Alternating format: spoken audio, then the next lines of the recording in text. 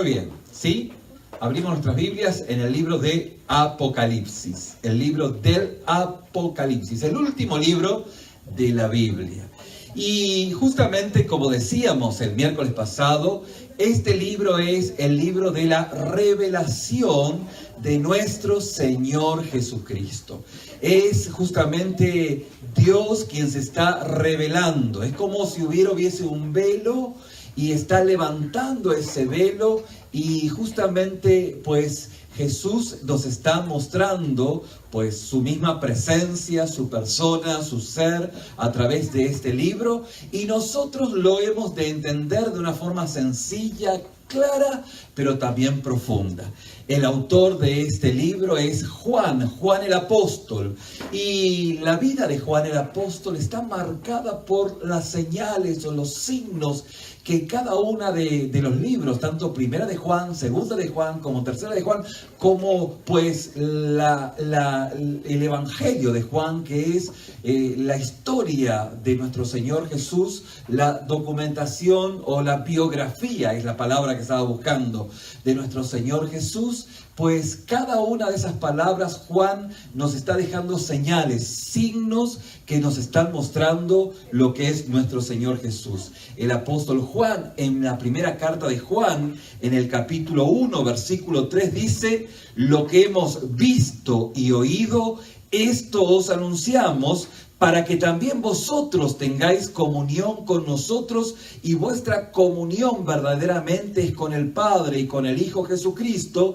Estas cosas os escribimos para que vuestro gozo sea cumplido.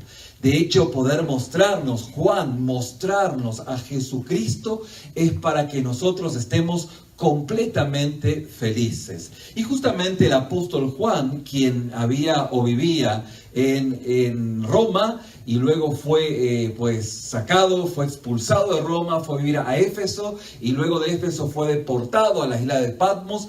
Estando en la isla de Patmos, el apóstol Juan pues tiene esta revelación de parte de Dios y nos muestra pues aquellos hechos que nos van a mostrar, nos van a hablar de la persona de Jesús. A lo largo de este estudio y a lo largo de esta enseñanza vamos a descubrir lo que Dios nos habla a nuestras vidas y lo que Dios habla a nuestros corazones. Por supuesto, hay una clave para poder entender este libro, y esta clave está en el versículo número 19, para poder entenderlo y no perdernos. Algunos dicen que el libro del Apocalipsis es muy difícil, pero lejos de esa verdad, pues no es cierto, porque el libro del Apocalipsis, como nos dice, la revelación de Jesucristo que Dios le dio para manifestar a sus siervos las cosas que deben suceder pronto. De hecho, la palabra Apocalipsis no es difícil, sino es revelar, mostrar, y cuando usted ve algo, pues no se le hace difícil, ¿no es cierto? Por eso es que, de esta manera, el verso 19 nos muestra la manera en la cual nosotros tenemos que conducirnos o caminar sobre este libro.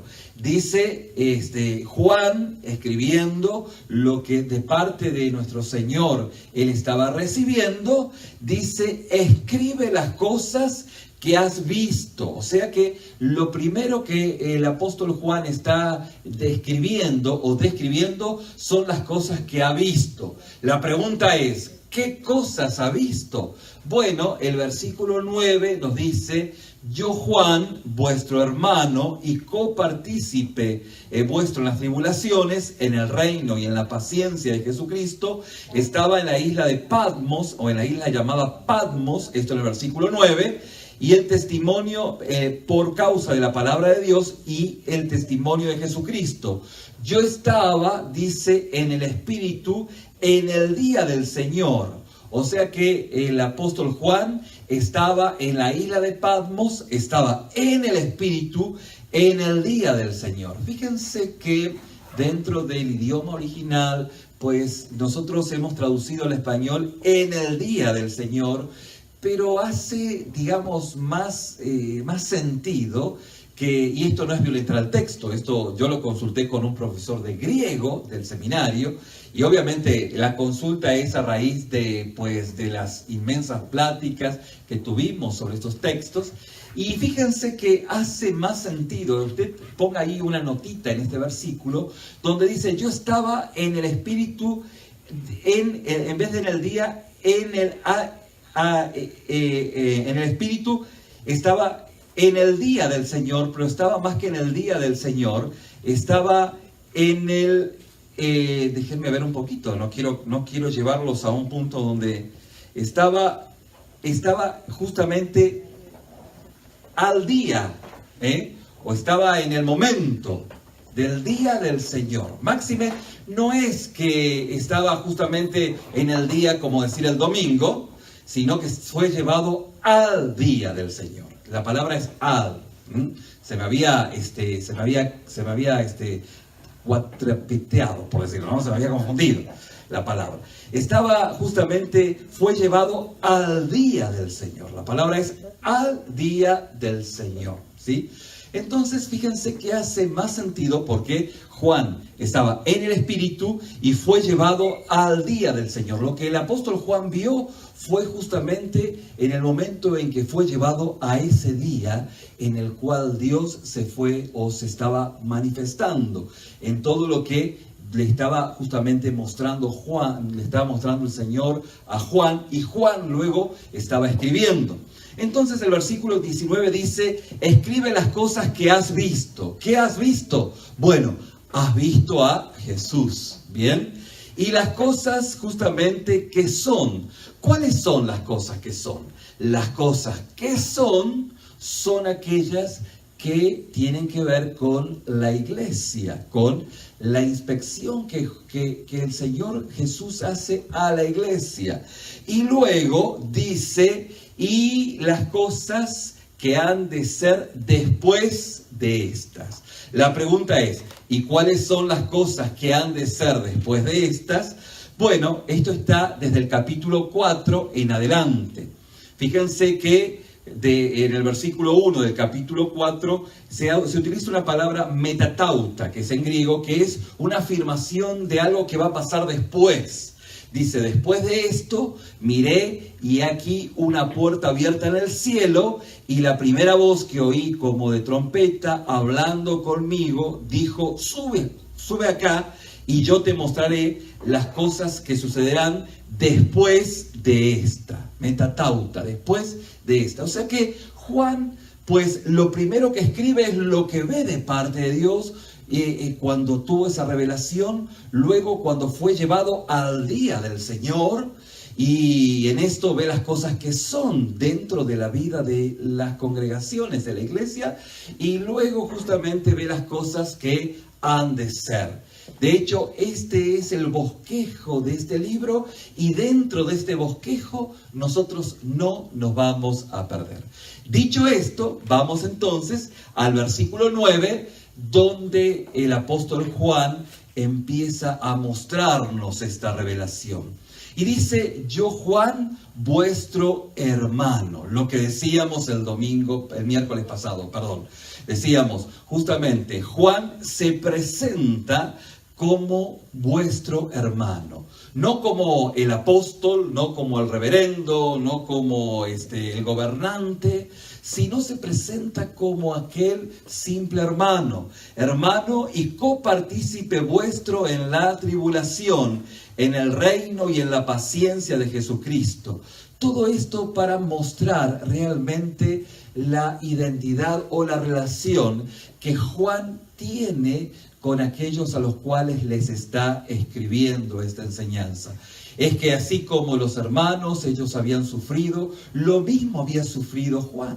De esta manera también está como adelantándose a lo que luego va a enseñar acerca de lo que es la doctrina de unos tales nicolaítas.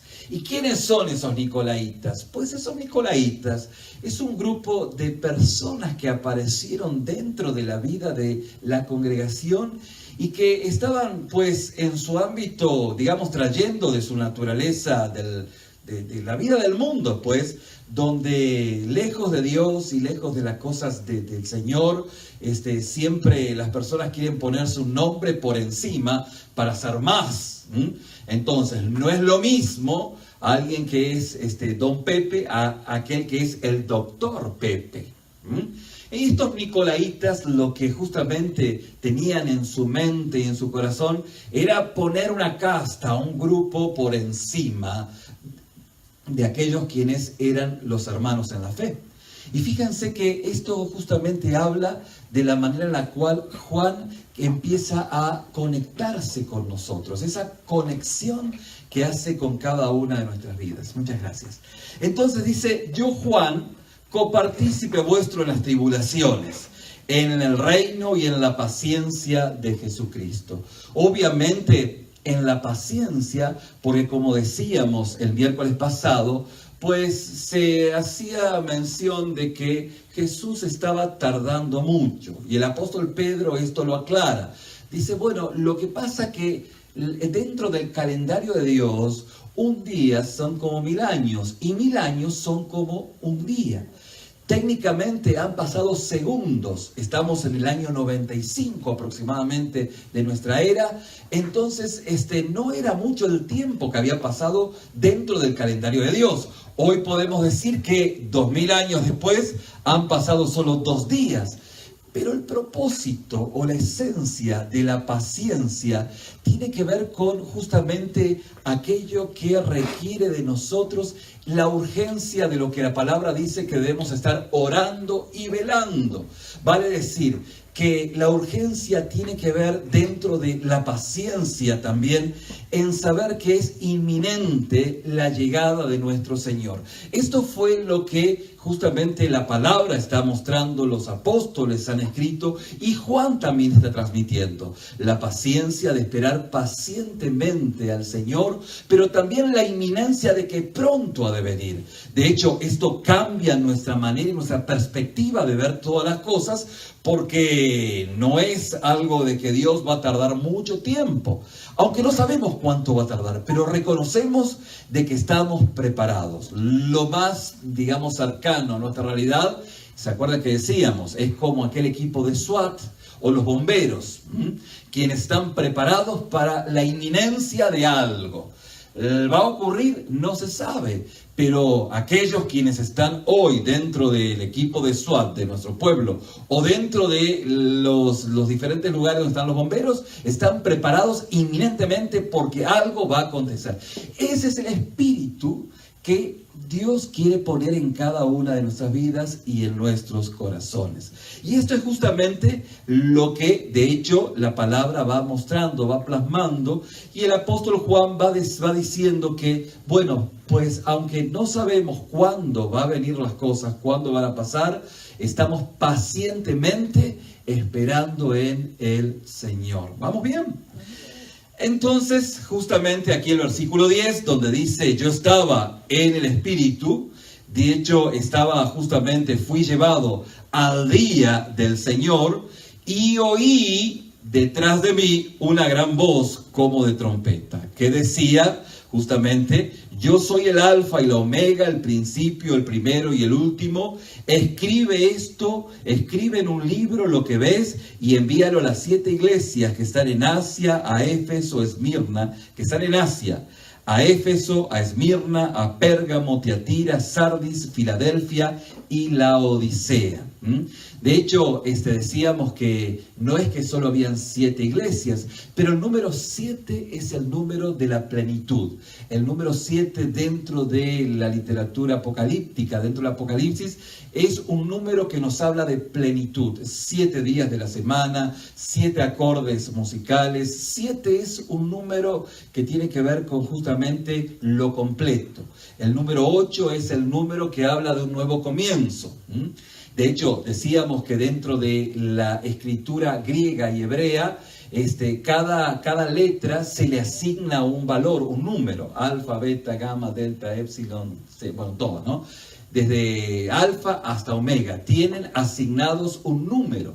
Y decíamos que dentro de la palabra Jesús, podemos encontrar el número 888. El número 8 es el número de un nuevo comienzo. ¿Se acuerdan que aquel que reconoce a Jesús como su Señor y Salvador, pues las cosas viejas han pasado y de aquí en más todas, dice la palabra, el apóstol Pablo, son hechas nuevas? Hay un nuevo comienzo. Y solo por curiosidad, el número que se asigna en la palabra Satanás es el número 13, ¿se acuerdan? Y es inquietante poder, o sea, dentro hay mucho más para platicar ahí, pero el número 13 creo que es el número, no de la buena suerte, ¿no? Y esto es parte, bueno, hay muchas cosas ahí, podríamos hablar sobre esto, que no es el tema, pero el punto es que dentro de la numerología hebrea se le asignaba un valor y el número 7 es el número de la plenitud. Decíamos que no habían solo 7 iglesias, habían muchas más iglesias, pero que justamente al hablar de estas 7 en particular, está refiriéndose a la plenitud. De hecho, vamos a ver luego en cada iglesia y de la manera en la cual pues Dios o Jesús les está hablando a cada iglesia, vamos a ver ciertos matices, ciertas cosas que debemos reflexionar, que debemos pensar, ciertas exhortaciones que obviamente están ahí para que nosotros pensemos seriamente, porque Dios cumple lo que promete. Pero obviamente nos está advirtiendo para que nosotros tomemos conciencia. Entonces dice, y me volví para ver la voz, en el versículo 12, que hablaba conmigo, y vuelto vi 7 candeleros de oro. ¡Wow! ¿Ya? Empezó algo fuerte. Vio 7 candeleros. Y en medio de los 7 candeleros a uno semejante al Hijo del Hombre, vestido de una ropa que llegaba hasta los pies y ceñido por el pecho con un cinto de oro. Todas imágenes que Juan empieza a observar. Recuerden que Jesús, o sea, es la imagen de Jesús, quien se ve el cuerpo de Cristo glorificado. Su cabeza y sus cabellos eran blancos. El valor, el simbolismo del blanco es la pureza, es lo eterno. Dice blanco como blanca lana, como nieve. Sus ojos como llamas de fuego, ojos penetrantes, ojos que llegan no solo hasta las apariencias, ojos que llegan hasta el corazón. Dios no mide o no ve nuestras apariencias, Dios mira lo que hay en nuestro corazón. Y Juan está describiendo esta realidad desde una perspectiva amplia, poética y por lo tanto profunda. Su cabeza y sus pies semejantes al bronce bruñido, refulgente como un horno, y su voz como estruendo de muchas aguas. El bronce bruñido era parte del altar y era parte justamente del lugar de los sacrificios, pero también del juicio de parte de Dios. Y dice la palabra que tenía en su diestra 7 estrellas y de su boca salía una espada aguda de 2 filos, una espada que hace mención, si nosotros conectamos con lo que es la armonía bíblica, a la palabra de Dios es penetrante, llega a lo más profundo de nuestra vida. Y cuando la palabra llega a lo más profundo, va discerniendo, va entrando hasta ese lugar donde solo Dios y nosotros conocemos. Fíjense que empieza a tomar un color mucho más fuerte, más intenso, esta visión. Por cierto, dice que su voz como estruendo de muchas aguas. No sé cuántos han ido al Niágara o cuántos han estado al lado de una catarata de agua, pues algo ruidoso, pero un ruido muy ensordecedor. Dice que de esta manera era su voz, una voz de mando, una voz de autoridad, una voz potente. Dice, tenía en su diestra 7 estrellas, y de su boca salía una espada aguda de 2 filos, y su rostro era como el sol, como resplandece cuando resplandece en su fuerza, pureza, ¿sí? Y fíjense que es interesante, si usted mira el versículo 16, ve que tenía en su diestra 7 estrellas, ¿correcto? Y luego en el versículo 12 dice, vamos un poquito más atrás, Y me volví para ver la voz que hablaba conmigo, y vuelto vi 7 candeleros de oro. Entonces podemos ver que lo primero que ve Juan, ve 7 candeleros de oro y ve al Señor sosteniendo en su mano 7 estrellas que ahora vamos a ver quiénes son y qué significan. Dice, cuando le vi, caí como muerto a sus pies. ¿Quién no? ¿Quién no? De hecho, es algo que nosotros, parece una película de ficción. Por eso es que Juan, previamente, nos está diciendo, miren, yo he dado testimonio. Lo que estoy diciendo no es un cuento. No es que miré una película en Netflix y comí unos tacos y dormí y no. Nada que ver. O sea, he dado señales, signos de que mi testimonio es muy coherente. Y si estoy contando esto, no es una visión sacada de quién sabe qué. Esto es lo que yo vi, ¿sí? Y justamente dice que cayó ¿cómo cayó? Como muerto.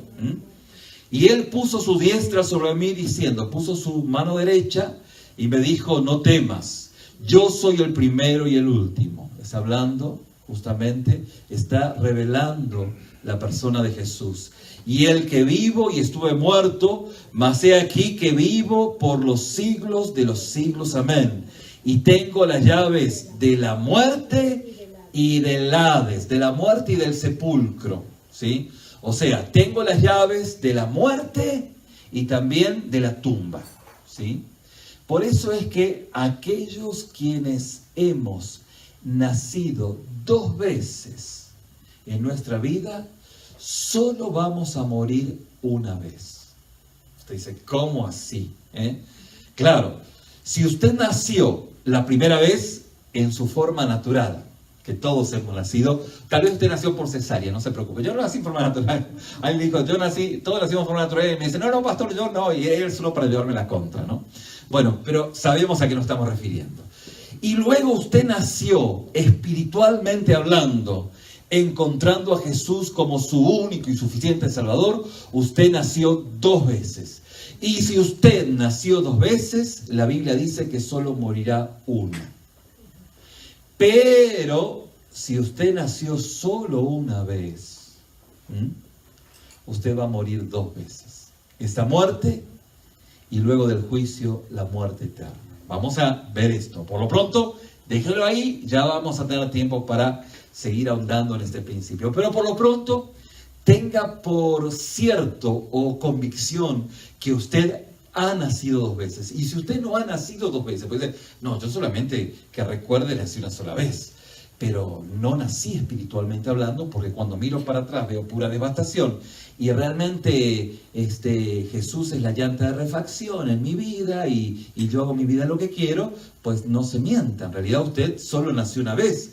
Tal vez hoy sea el mejor momento donde usted puede nacer 2 veces, en su segunda vez, que es la más importante. Haber justamente encontradose con Cristo y recibir a Jesús como su único y suficiente Salvador. Amén. Muy bien. Entonces, por lo pronto, pues una señal o un punto interesante es reconocer que hemos nacido 2 veces para morir una sola vez. Y luego dice el versículo 19, escribe las cosas que has visto y las que son y las que han de ser después de estas. Tema o versículo que ya lo hemos explicado, debimos explicarlo al principio de esta enseñanza. ¿Vamos bien? Muy bien. Luego dice, el misterio, y aquí viene el versículo 20 donde nos dice, porque nosotros nos preguntamos, ¿y qué significan los candeleros? ¿Y qué significan las estrellas? Entonces, como la Biblia se explica a sí mismo, pues nos está explicando, le está explicando a Juan y nos está explicando a nosotros. Dice, el misterio de las 7 estrellas que has visto en mi diestra y de los 7 candeleros de oro. Las 7 estrellas son los ángeles de las 7 iglesias.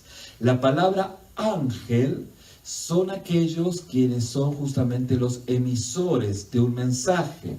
Bien pudiera ser aquellos pastores de cada una de las congregaciones. Los ángelus son aquellos quienes justamente tienen que llevar la enseñanza, el mensaje. Y fíjense que a mí este versículo me llena de mucho gozo, me estremece, porque como pastor yo entiendo que estoy aferrado en la mano de mi Señor. Y esto es algo muy significativo, es muy importante. De hecho, no lo digo yo, lo dice la palabra. De hecho, dice, las 7 estrellas son los ángeles de las 7 iglesias. O sea, de todas las iglesias, yo tengo a mis siervos, los pastores, en mis manos. Cada vez, en cada momento, en cada circunstancia de adversidad que he vivido en estos 25 años, he vuelto a este versículo y me he afirmado en este versículo. Alguien me ha dicho, pastor, ¿cómo puede ser que usted pueda soportar las dificultades, las adversidades y demás hades? ¿Sí?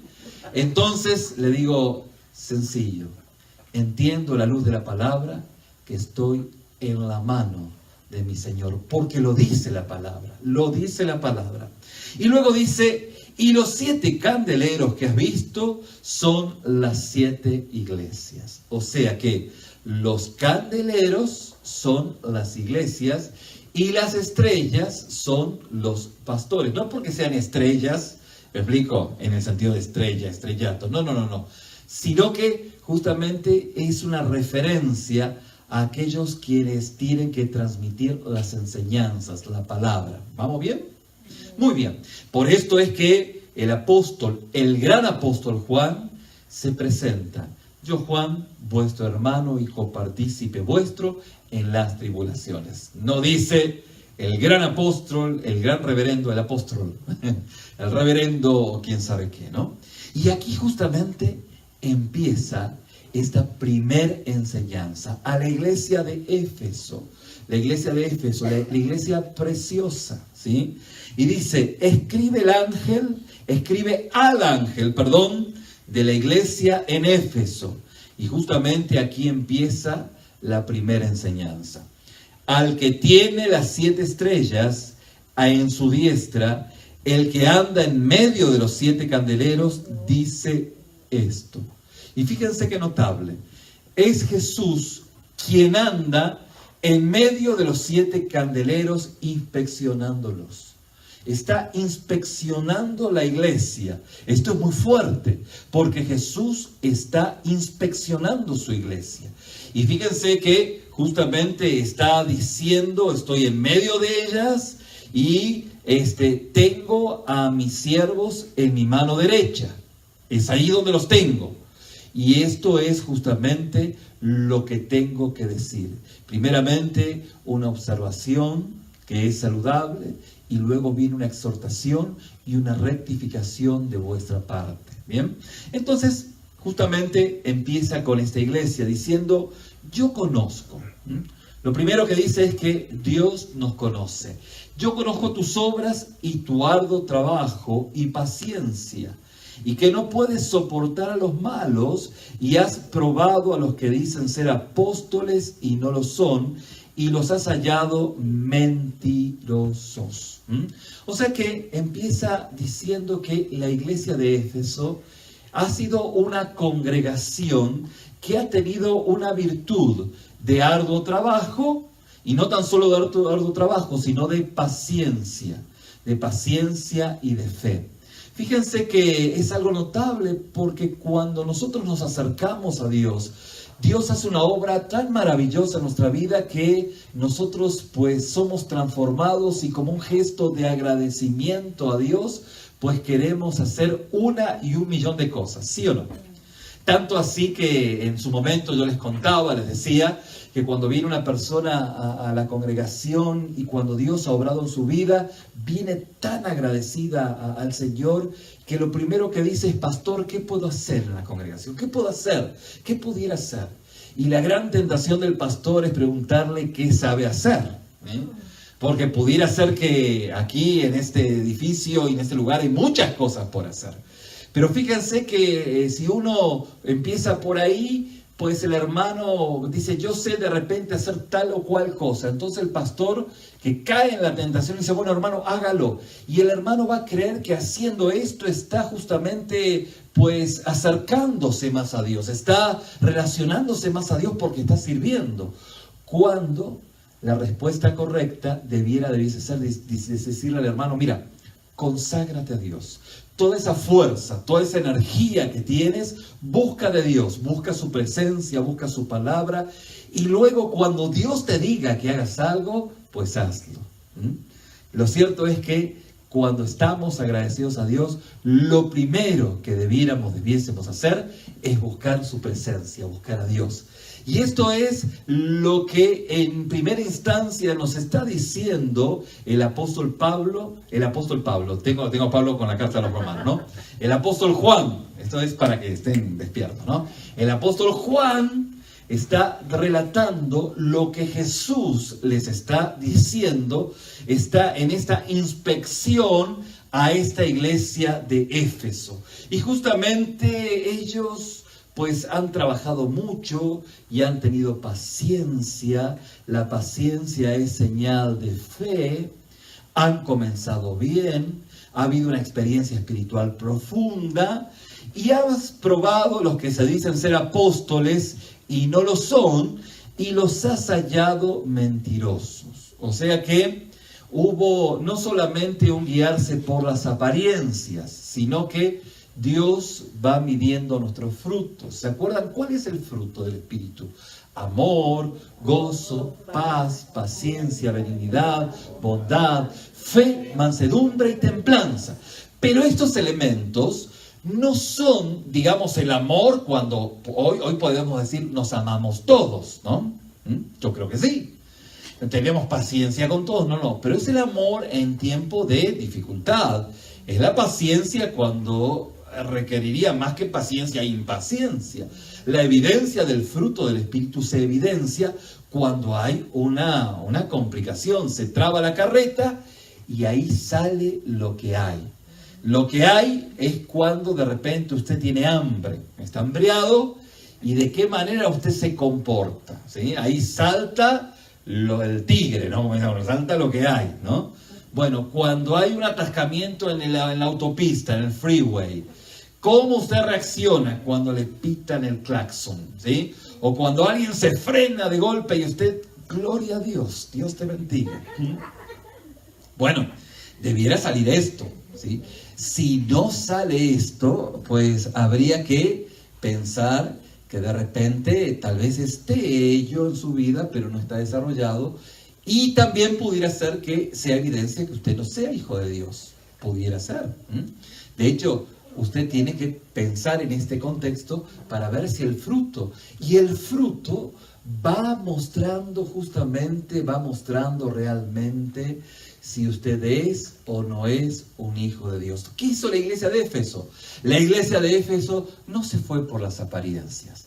La iglesia de Éfeso se tomó su tiempo y fue mirando que aquellos apóstolos, que es enviados, ¿sí? Pues no eran tan enviados, sino que tenían pues otras motivaciones y descubrieron esa realidad. Luego dice, has sufrido y has tenido paciencia y has trabajado arduamente por amor de mi nombre y no has desmayado. Al final del día, ellos entendieron que la salvación no era por obras. De hecho, nadie se salva por hacer nada. Nada impresiona a Dios. Por más labor que usted haga, nada impresiona a Dios. Ellos habían entendido esto. Y podemos encontrar aquí una iglesia que usted dice, wow, una iglesia que está sirviendo a la comunidad, una iglesia que está trabajando, una iglesia que está predicando. Esto es el contexto de esta congregación. Fíjense cómo dice, has sufrido y has tenido paciencia y has trabajado arduamente por amor de mi nombre y no has desmayado. Mi querido, quiero que usted preste atención al versículo 3. Todo esto lo has hecho ¿por qué? Amor. Por amor.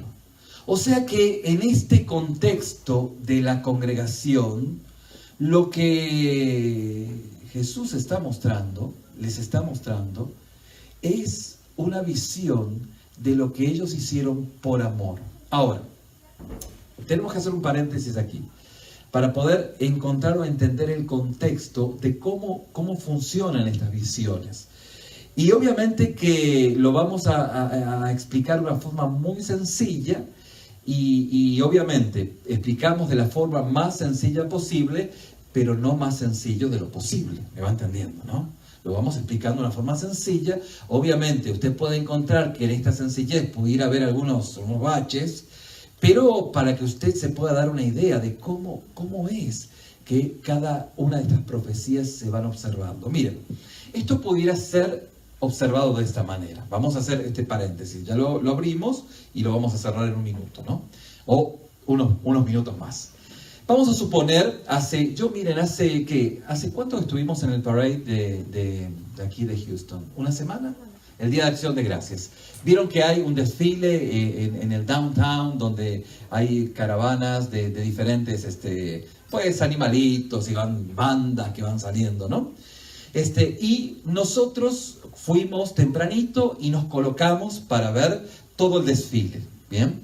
Nos pusimos en una calle donde el desfile iba a pasar. Entonces, el desfile arrancó como unas 5 cuadras más adelante. Estaba llenísimo. Y nosotros nos pusimos aquí. Nosotros empezamos a ver el desfile, ¿sí? Y cuando vimos el desfile que estaba llegando hacia nosotros, ya pues en la 5ª cuadra estaba más o menos como digamos, casi terminando, 3/4 partes de lo que era toda la caravana del desfile. ¿Me va siguiendo? ¿Sí? Para nosotros, al momento que pasó la primera banda, ¿sí? Nosotros dijimos, aquí comenzó el desfile. La pregunta es, ¿ahí comenzó el desfile? No. La respuesta es no. Empezó hace 5 cuadras más adelante.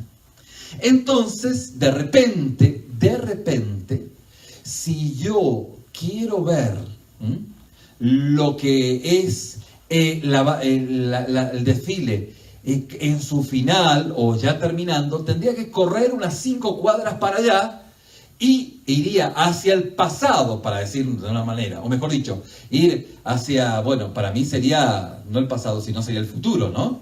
Porque todavía no lo vi. Así que me correría hasta el futuro, 5 cuadras más adelante, y lo estaría viendo.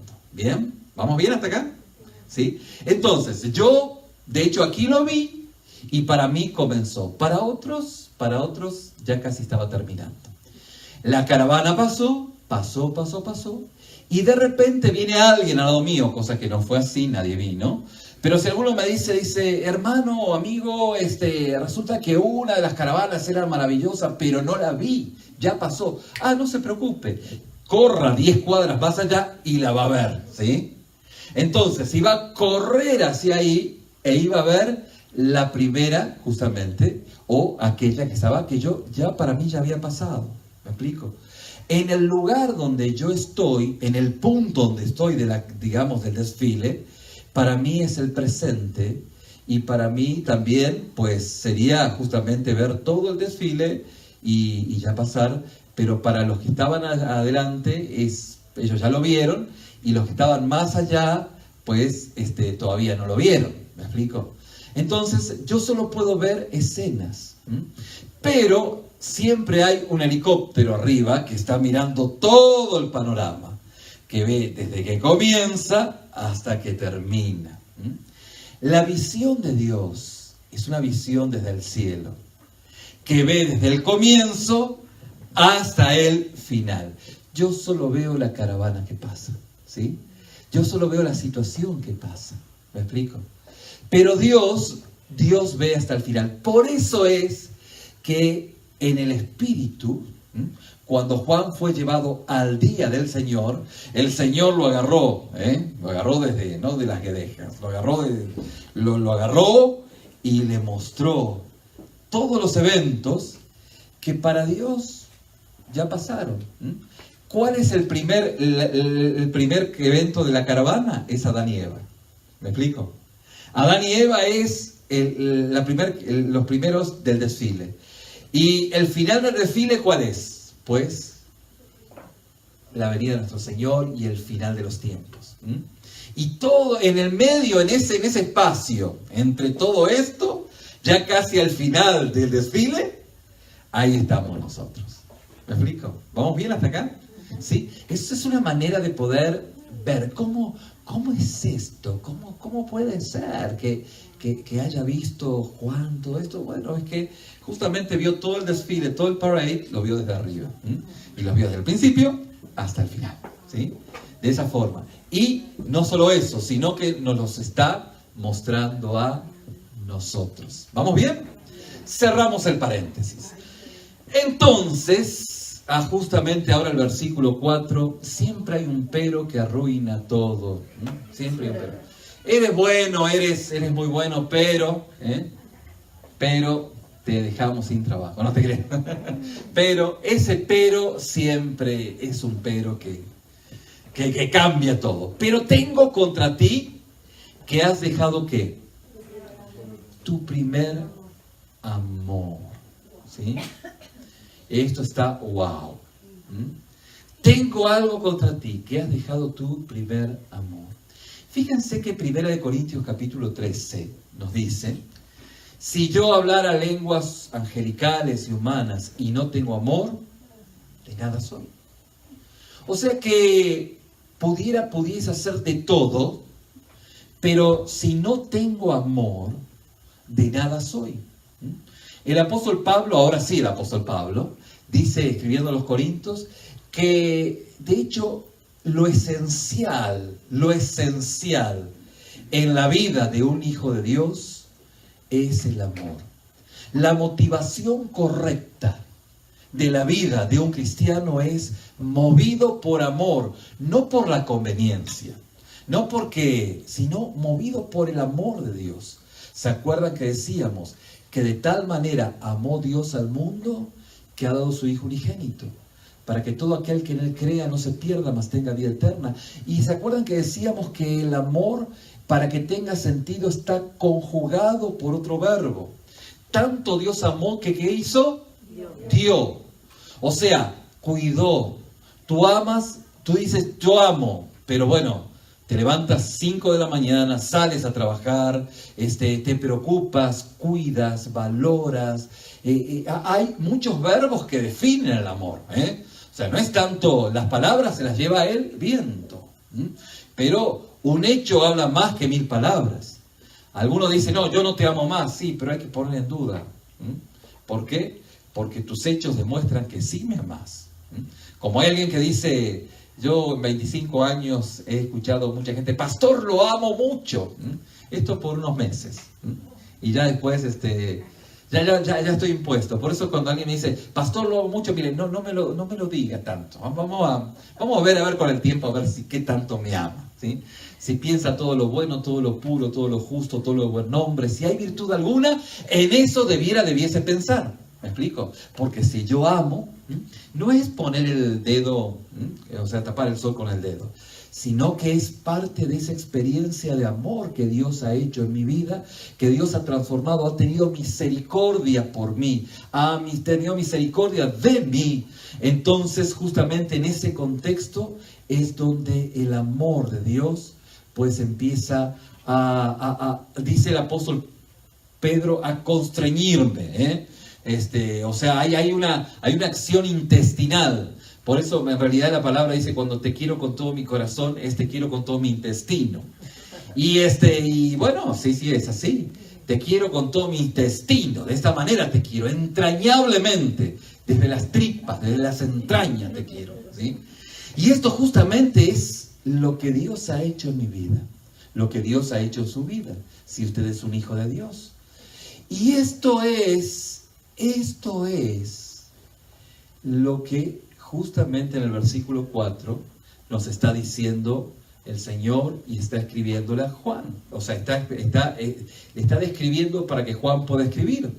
Pero tengo contra ti, iglesia de Éfeso, que has dejado tu primer amor. o esencialmente has dejado el combustible, pues. Has dejado la genuina motivación. Porque si haces las cosas motivado por otra cosa que no fuera el amor, no me sirve de nada. De nada. Pero absolutamente de nada. No sirve que hagas nada si no lo haces motivado por aquello que yo he hecho en tu vida. Porque todo lo que puedas hacer a mí no me impresiona, dice el Señor. Todo lo que puedas hacer. Nada de lo que hagas es impresionable para mí. Digo, wow, absolutamente nada. Nada de nada. Lo único que tiene valor es justamente una relación de amor. No estoy buscando, dice el Señor, una relación legal contigo. ¿Cuál es una relación legal? Es que, bueno, tenemos que hacerlo porque tenemos que servir, tenemos que hacerlo, yo voy a hacerlo porque lo tengo que hacer para el Señor. Lo tengo que hacer para el Señor, y lo tengo que hacer para el Señor. Y tengo que ir a la iglesia, pero lo tengo que hacer para el Señor. No. De hecho, si lo vas a hacer para el Señor, no sería la mejor manera de poder describirlo, porque lo mejor sería: yo deseo hacerlo. Me nace de corazón, deseo hacerlo porque es la consecuencia de mi relación con Dios. ¿Vamos bien?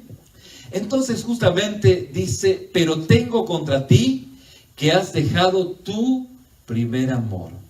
Fíjense, lo has dejado, no lo has perdido. ¿Cómo así? Claro, ese amor lo tienes, pero en algún punto lo dejaste perdido, ¿sí? Es que caminar por ese pueblo te ensució los pies y el entretenimiento te ganó la partida los carros y caballos que Dios te ha bendecido, entiéndase, los bienes materiales, y por alguna razón, llámese como se llame, pues has dejado aquella combustión, aquel combustible que conducía, que guiaba tu vida. Y realmente lo que Dios promete, lo cumple. O sea, está diciendo, esto es grave. De hecho, como dice al final, si esto no sacaras de tu vida, en el versículo 5, pues quitaré tu candelero de su lugar. No es una sugerencia lo que te estoy diciendo, iglesia. Lo que te estoy diciendo es que si no estás motivado por aquel amor que Dios ha puesto en tu vida y que ha sido quebrantado, que ha sido pues transformado, y por ello tú haces las cosas, si no tienes esto y lo haces por un ámbito estrictamente legal, pues aquí tenemos un problema. Por eso es que es necesario que puedas hacer esto, porque tengo contra ti. Tengo algo contra ti. Hace algún tiempo atrás estaba en la casa de un hermano, y él tenía, bueno, aquí culturalmente las armas, aunque podemos estar en desacuerdo, acuerdo, no es tema tampoco, pero la realidad es que culturalmente aquí las armas es parte de la cultura, tanto en Texas como en México, ¿no? Y recuerdo que llegué a la casa de este hermano y tenía muchas balas, y yo como ignorante, pues, le pregunté, ¿y esta bala? Y antes que yo pueda seguir con un planteo muy simple, muy hasta tonto, ¿no? Me dice, esta bala cumple lo que promete. Esta bala cumple. O sea que, si usted sabe, ¿no? ¿Para qué la bala? Pues para eso, y la verdad que lo que dice, lo hace. Y por cierto, era una bala bastante grande, que salía de la media de las balas que tenía ahí, ¿no? Y de ahí me pareció muy oportuno luego ponerlo en este texto, en este contexto, porque el Señor está diciendo algo que ha de cumplir.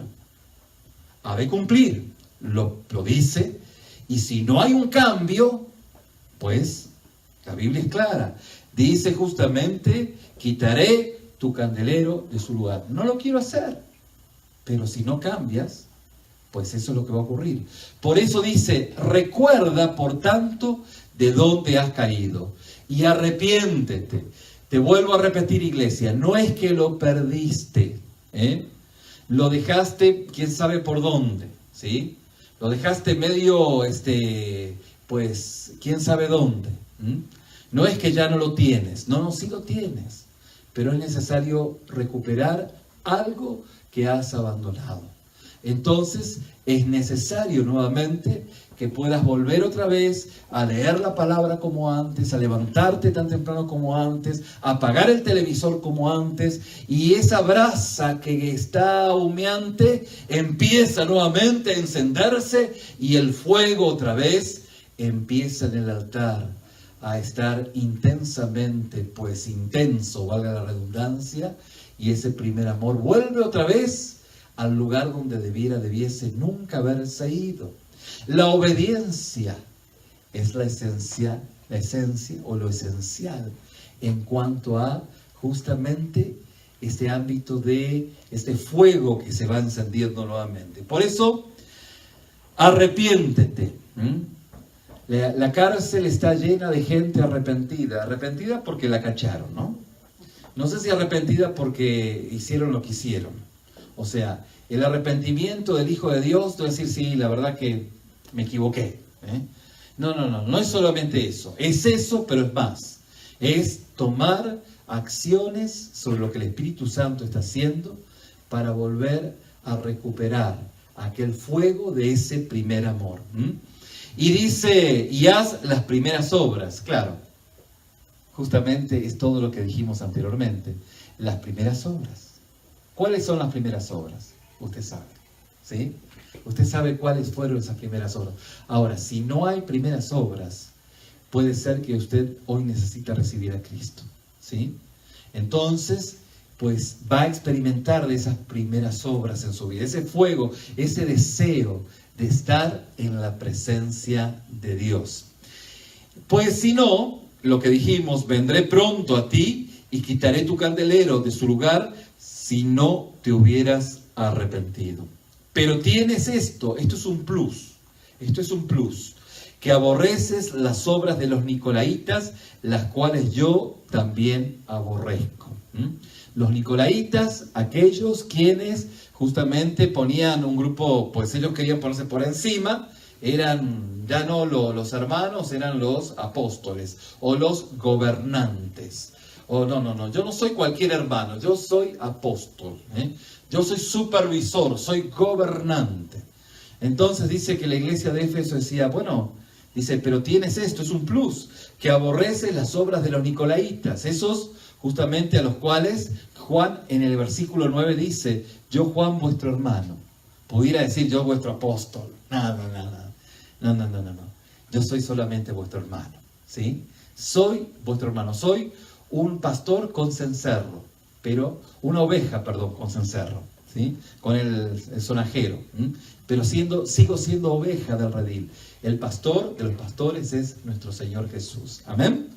Y esto es lo que dice, es ese plus. O sea que no solamente los aborreces, sino que dice el Señor, los cuales yo también aborrezco. El que tiene oído, oiga lo que el Espíritu dice a las iglesias. Al que venciere, le daré a comer del árbol de la vida, el cual está en medio del paraíso de Dios. Al que venciese, perseverase. ¿Sí? Usted dice, la salvación es algo puntual. He recibido a Jesús como mi único y suficiente Salvador. Es cierto, ¿sí? Pero la evidencia, escuche con atención, la evidencia de que usted es un hijo de Dios es la perseverancia en Cristo. Esto es justamente lo esencial. Y obviamente la perseverancia y el escuchar la enseñanza y volver a ese primer amor.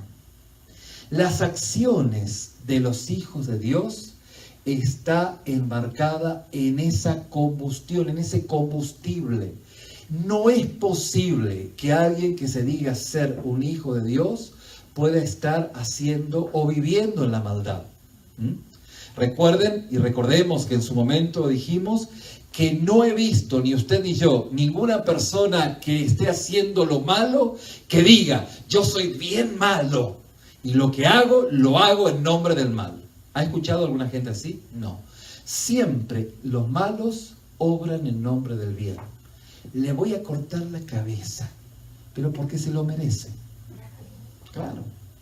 Las personas malas nunca obran en nombre del mal.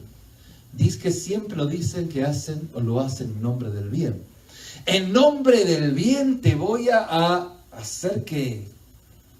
te voy a lastimar de tal manera porque... ¿Qué crees? Tú te lo mereces. O sea, te golpeo y te mereces que te golpee. Eso es maldad en su cínica expresión. Y esto es justamente lo que nos ayuda a entender, decir, bueno, es evidente, puede que algún cristiano obre de esta manera, bueno, pudiera ser, pero se arrepiente. Pero si persiste en esta conducta, si persevera en esta condición, usted tiene que discernir y decir, bueno, la verdad que se parece, pero no es. Tiene apariencia de piedad, pero no es. Porque todo lo que debiésemos hacer, debiésemos hacer dentro del combustible, la motivación del amor de Dios. ¿Me explico? ¿Y cómo es el amor de Dios? ¿Cómo es el amor? Vamos a 1 Corintios, capítulo 13. ¿Estamos bien con el horario? Sí, ya estamos casi terminando. Bien. Vamos a 1 Corintios, capítulo 13. Fíjense, porque no es muy complicado. Dice, ¿qué dice? Dice, el amor es sufrido, es benigno. El amor no tiene envidia. El amor no es jactancioso, no se envanece. No hace nada indebido, no busca lo suyo, no se irrita, no guarda rencor, no se goza de la injusticia, más se goza de la verdad. Todo lo sufre, todo lo cree, todo lo espera, todo lo soporta. No es muy complicado, dígame, ¿es muy complicado? ¿Hay que explicarlo mucho? No. Entonces, vamos encontrando en la iglesia de Éfeso una realidad que nos ayuda a entender que la permanencia o perseverancia en el amor es la evidencia de un hijo de Dios. Miren, ¿se acuerdan que yo les contaba en su momento? Y esto conecta con la enseñanza. Todos conocemos el Ventab. ¿Lo conocen? ¿El hospital? Podemos ir al hospital, como dijimos en varias oportunidades, y podemos ahí quedarnos 10 horas hasta que nos atiendan. En 10 horas conocemos a los enfermeros, conocemos a los médicos, y si prestamos atención y conocemos el inglés, pues conocemos el lenguaje hospitalario. Si así venimos todos los días, aprendemos el lenguaje, y si alguien viene de afuera, pues va a pensar que somos alguien de la nómina, ¿sí? Pero somos un enfermo que conoce el lenguaje hospitalario. Así como aquel que viene a la iglesia y dice, Dios te bendiga, gloria a Dios, y con el tiempo aprende el lenguaje evangélico, el lenguaje cristiano. La pregunta es, ¿parece un cristiano como aquel que va al hospital y aprende el lenguaje hospitalario? Pero es un enfermo que necesita ver al médico. Es un enfermo que maneja el lenguaje religioso y necesita conocerlo, encontrarse con Cristo. El punto es, o el tema es, que pudiéramos, la iglesia debe discernir esto. Porque no es las capacidades que una persona pudiese tener. Y no estamos hablando que no debemos de encontrar gente con capacidades. Dios se vale de aquellas herramientas que están más afiladas para hacer labores que son, pues, especiales. Pero el combustible de la iglesia de Éfeso como de nuestra vida tiene que ser el amor de Dios. La iglesia no es iglesia si no tiene el amor de Dios. Y la gente tiene que decir, miren cómo se ama. Si nuestra amiga o quien venga dice, no, la verdad que vine aquí y nadie me dio ni un 5. ¿Me explico? Sería un punto para decir, un tema para decir, la verdad que no estamos, debemos de rectificar nuestros pasos. ¿Qué lo lleva a hacer lo que hace por Cristo? ¿Sí? Desde cortar el zacate hasta orar, hasta visitar a un hermano. Pues es el replanteo. Y dice el versículo 7, el que tiene oídos, o sea, no te hagas, no te hagas, al que venciere, el que perseverara, el que se mantuviera, yo justamente le daré de comer del árbol de la vida. ¿Se acuerdan que en Génesis hay dos árboles? El árbol de la vida y el árbol del conocimiento del bien y del mal. Con el árbol de la vida, pues es un árbol que justamente está hablando de la eternidad. Es un árbol que dentro de otras, digamos, religiones, en otros contextos, es un elixir, cualquier cosa, pero se hace mención de aquello que propicia la eternidad. ¿Bien? Pero lo importante dentro del contexto de Génesis es el árbol del conocimiento del bien y del mal, mostrando que las verdades de la Biblia nos muestran en que nosotros abrazamos las situaciones de la vida y que no es que nos peleamos con ellas o vivimos en un mundo paralelo, sino que lo abrazamos, lo superamos y todo lo podemos en Cristo que nos da la fortaleza. Pero aquí dice justamente que el Señor, al que venciera justamente, le daré de comer del árbol de la vida. Vivirá en la eternidad. Dice, el cual justamente está en medio del paraíso. Es como que Dios trasplantó el árbol, ¿no? Estaba en el Edén y ahora se lo llevó al paraíso, ¿sí? Pero eso es pura especulación, ¿no? Lo que estamos diciendo aquí es que justamente Juan está diciéndonos de parte de nuestro Señor que la perseverancia, la permanencia en la palabra y en el amor nos evidencia como hijos de Dios y asegura justamente nuestra eternidad, ¿sí? Es una manera de observar, de pensar, de reflexionar nuestra experiencia con Dios. Éfeso es la iglesia que estuvo a punto de perder el combustible, el gran combustible que le da sentido a esta congregación, a esa congregación y a esta congregación. Nuestra congregación ha de ser una congregación cristocéntrica si nosotros pues mantenemos vivo ese primer amor, ese amor. Todo lo que hacemos, lo hacemos en respuesta a lo que Dios ha hecho en nuestra vida. Amén. Muy bien, vamos a orar.